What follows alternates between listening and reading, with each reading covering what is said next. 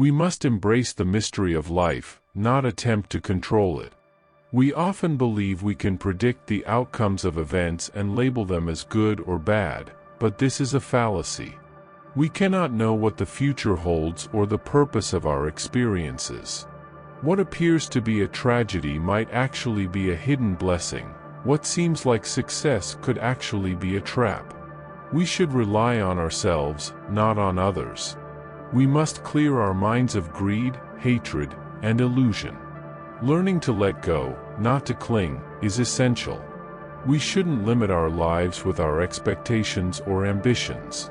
Sometimes, we need to relax and trust the flow of life. At other times, we need to act and make things happen. The key is to be present in the moment, not lost in the past or anxious about the future. The past is not something to be forgotten or regretted, it's something to learn from and appreciate. The past can teach us valuable lessons if we pay attention and reflect on it, but we should not dwell on it or become attached to it. We need to stay grounded in the present, where life happens. Life is a cycle of creation and destruction, birth and death, joy and sorrow. We cannot escape this reality, nor should we try to. We should accept it with grace and compassion. We should not view it as a problem to be solved or a test to be passed, but as a healing process, a way of growing and transforming. Healing comes from creating space for everything to be as it is, space for sadness and happiness, for pain and pleasure, for loss and gain, for ourselves and others, for nature and spirit, for love and wisdom. The best way to care for the future is to focus on the present moment. Reading or saying wise words is not enough, they must be put into practice. We can learn to open our hearts to anyone, even those who annoy us, as they can be our teachers. Freedom comes from letting go of everything that binds us, anger, worry, or possessions. We need freedom to be happy and at peace. Compassion is not about religion, it's about being human. It's not a luxury, it's a necessity for our own well-being and mental stability. It's vital for human survival. Many people confuse excitement with happiness, but true happiness is based on peace, not excitement. Do not believe in something simply because you have heard it, because many people say it, because it is written in your religious texts, because your teachers and elders say so, or because it has been handed down through generations.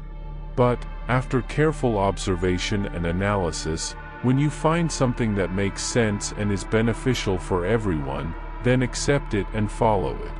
Often, when we hear or read something new, we only compare it to what we already know. If it agrees, we think it's true. If it disagrees, we think it's false. In both cases, we learn nothing new. The journey of life is full of challenges and lessons that may seem like punishments for our sins and mistakes, but this is not the true meaning of karma. Karma is a way of teaching us to open our hearts to a higher level of love and compassion. It helps us let go of our fears and defenses and stop building walls around our hearts. Karma is a gift, showing us what we need to learn and grow through the experiences of our life. Even when things don't go our way, we should not lose hope or give up. The one who perseveres will succeed in the end.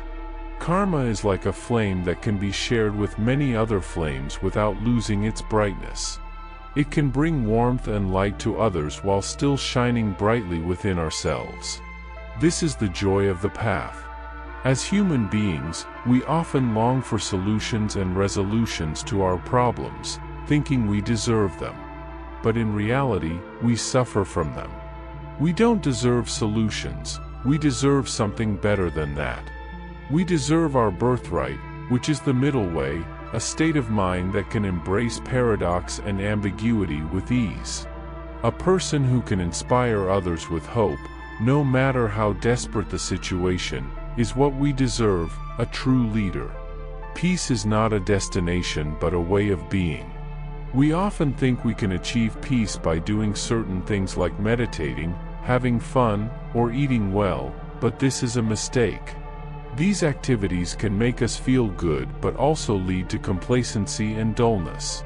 They can prevent us from seeing the reality of our situation, which is always changing and challenging. Life is not easy, it has its beauty but also its pain. Like a rose, it has both petals and thorns. We cannot ignore the thorns nor can we avoid them. We must face them with courage and compassion. This is what makes us human. This is what keeps us alive. Art is the expression of our humanity. It is the way we share our joys and sorrows, our hopes and fears, our dreams and nightmares. Art is the flower that blooms on the stem of life, and we are that flower. Meditation is a practice that helps us become more aware of ourselves and our surroundings. It helps us see things as they are, not as we wish them to be. It helps us accept the present moment without trying to escape or manipulate it. But meditation is not easy. It requires patience and perseverance. It requires a gentle and humorous attitude.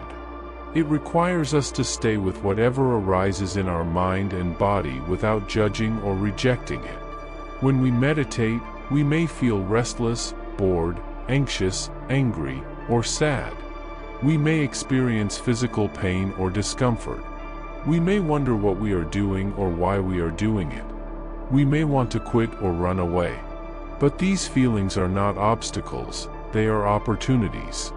They are opportunities to learn about ourselves and our human condition. They are opportunities to grow and transform. So, whenever we meditate, we should stay with whatever comes up. We should not avoid or resist it. We should not get distracted or discouraged by it. So, my friend, embrace restlessness, don't shy away. Face fear head-on, don't run. Confront anger, don't avoid it. Endure pain, don't escape it. Tackle hunger, don't ignore it. Deal with frustration, don't evade it. Stay present with all these emotions and experiences, and watch your life transform. Thank you for listening.